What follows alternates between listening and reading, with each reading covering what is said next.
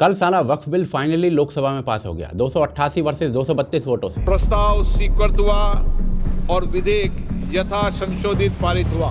लोकसभा में इस पे बहुत विवाद हुआ था। ओवैसी ने तो बिल लोकसभा में ही फाड़ दिया था। सर, अगर आप हिस्ट्री को पढ़ेंगे तो महात्मा गांधी उस वक्त के व्हाइट अफ्रीका में सफेद फार्म अफ्रीका के कानून को महात्मा गांधी ने कहा था कि ये मेरा कॉन्शियंस इसको मानता नहीं, मैं इस कानून को कबूल नहीं करता हूं। तो महात्मा गांधी ने क्या किया, उन्होंने उस कानून को फाड़ दिया।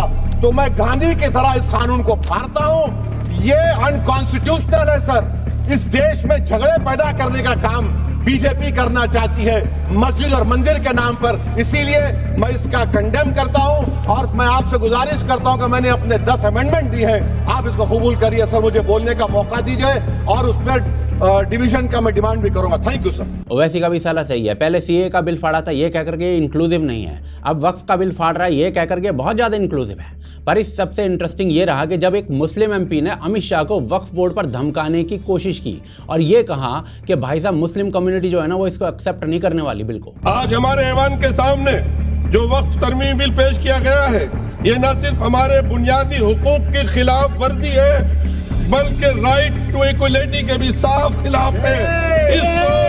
इसको सदर मोहतरम मुल्क की दूसरी मेजोरिटी कभी कबूल नहीं करेगी। और इस पर ना अमित शाह ने कल संसद में ऐसा जवाब दिया है कि ओवैसी और जुबैर की ना फटी पड़ी है। एक सदस्य ने कह दिया माइनॉरिटी इस कानून को स्वीकार नहीं करेगी। क्या धमकाना चाहते हो भाई? संसद का कानून है, सबको स्वीकार करना पड़ेगा। स्वीकार नहीं करेंगे मतलब क्या है? कैसे बोल सकते हैं कोई हम कानून को स्वीकार नहीं करेंगे? एक कानून भारत सरकार का है, हर एक पर बंधन करता होगा और इसको स्वीकार करना पड़ेगा।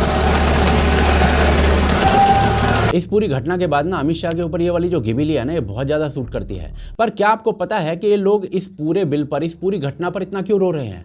क्योंकि अब इनका धंधा बंद होने वाला है। देखिए, वक्फ जो है ना हमारे संविधान के ऊपर हमेशा से एक काला धब्बा रहा है। नॉन मुस्लिम्स और हिंदुओं को तो वक्फ ने जो परेशान किया है ना, उनकी जमीनें अवैध तरीके से हड़प हड़प कर, वो अलग बात है। लेकिन जो वक्फ है ना वो खुद लोअर और मिडिल क्लास मुस्लिम जो है ना उसको हमेशा से चीट करता आया है। ओवैसी जैसे मुस्लिम्स ने वक्फ को अपने फायदे के लिए मिसयूज किया है और ये बात ना खुद वक्फ बोर्ड के चेयरमैन कह चुके हैं। लूट के अड्डे बन गए हैं वक्फ बोर्ड। देश की आजादी से लेकर आज तक वक्फ के अध्यक्ष चोर, वक्फ के मुतवल्ली चोर, वक्फ के अधिकारी चोर, सब चोर मिलकर लूट रहे हैं वक्फ। पर अब ना इस वक्फ बिल की मनमानी को और गुंडागर्दी को खत्म किया जा सकता है, क्योंकि इस बिल में 9 रिफॉर्म्स ऐसे किए जा रहे हैं जो इसकी अनलिमिटेड पावर को छीन लेते हैं। पहले जो वक्फ था ना वो बिना किसी सबूत के किसी भी जमीन को वक्फ की प्रॉपर्टी घोषित कर सकता था। सेक्शन 40 के तहत उसको यह अधिकार था, जिसे अब पूरी तरीके से मिटा दिया गया है। अब कोई भी संपत्ति वक्फ में शामिल करने से पहले मालिक से सहमति और कानूनी प्रक्रिया जो है ना वो जरूरी होगी।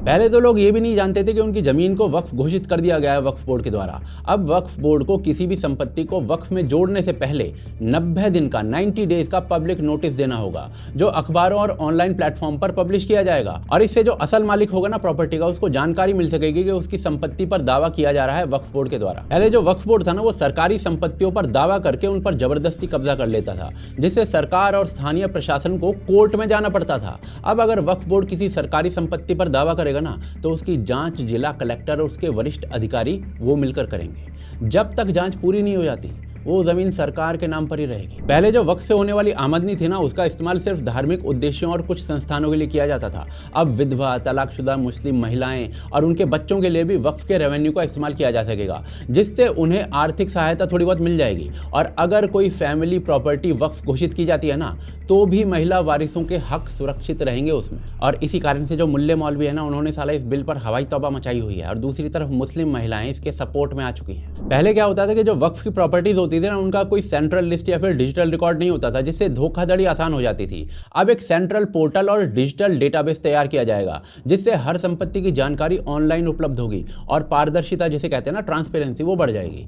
इससे जो वक्फ हमेशा से करप्शन करता आया था ना उसमें बहुत हद तक लगाम लगाई जा सकती है। अभी तक वक्फ का जो पूरा कंट्रोल था ना वो सुन्नी और शिया समुदाय के हाथ में था, लेकिन अब जो बोहरा और आगा खानी मुस्लिम्स है ना उनको भी वक्फ बोर्ड बनाने की अनुमति दे दी गई है अलग से, जिससे उनके धार्मिक और सामाजिक मामले जो है ना वो बेहतर बेहतर संचालित हो सकेंगे। और इसी कारण से बोहरा और आगा खानी मुस्लिम्स जो है ना, वो इस डिसीजन को सेलिब्रेट कर रहे हैं। भाई बांटो वसीम भाई, उधर बांटो वसीम भाई बांटो। पहले जो वक्फ प्रॉपर्टी के मैनेजर्स होते थे यानी कि मुतवल्लीज, वो मनमाने तरीके से प्रॉपर्टी को चलाते थे और कोई रिकॉर्ड को मेंटेन ही नहीं करते थे। लेकिन अब अगर कोई मुतवल्ली 1 साल तक प्रॉपर्टी का सही रिकॉर्ड नहीं रखता है ना, तो उसको उसके पद से ही हटा दिया जाएगा। पहले किसी भी डिस्प्यूट पर ना केवल वक्फ ट्रिब्यूनल का निर्णय होता था और इसे केवल हाई कोर्ट के अलावा कहीं और चैलेंज नहीं किया जा सकता था।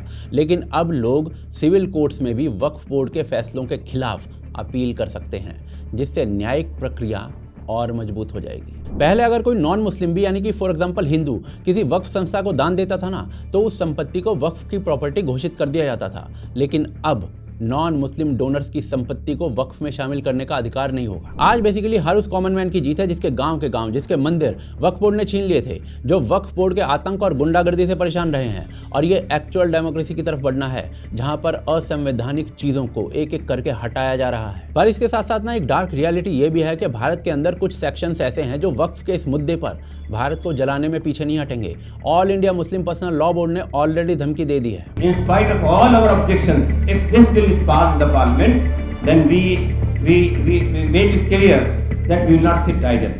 हम जो है देशव्यापी अभियान छेड़ेंगे पूरे देश में। अब आने वाले समय जो है ना, वो काफ़ी इंटरेस्टिंग है, क्योंकि आगे देखना होगा कि ये लोग क्या करते हैं। पर एक बात बहुत क्लियर है, अगर इन्होंने जरा सी भी आग लगाई, हिंसा या दंगे भड़काने की कोशिश की, तो अमित शाह इस बार इनकी तशरीफ लाल करे बिना नहीं बैठेंगे।